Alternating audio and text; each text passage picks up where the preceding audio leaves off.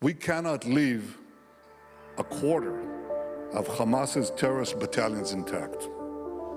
No one would do that in the case of fighting ISIS. You wouldn't leave a quarter of ISIS intact in a defined territory. You wouldn't even think about that, and you didn't. America finished the job with its allies. We will finish the job here with our brave soldiers. International calls for a pause in Israel's military operation in Gaza may have gotten louder, but Benjamin Netanyahu is unwavering.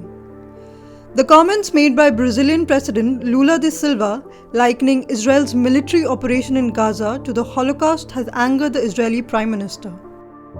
He said, comparing Israel to the Nazi Holocaust and Hitler is crossing a red line. Israel has summoned the Brazilian ambassador to register its protest.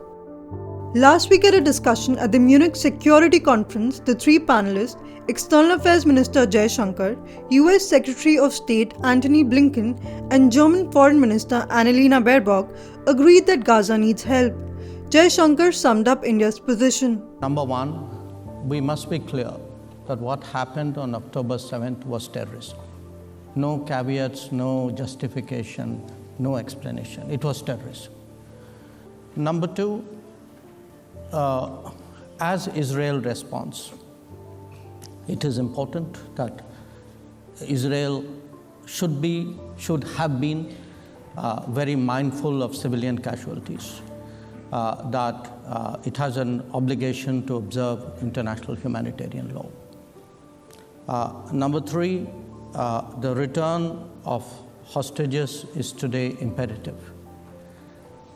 Number four, there is a need for a humanitarian corridor, a sustainable humanitarian corridor to provide relief.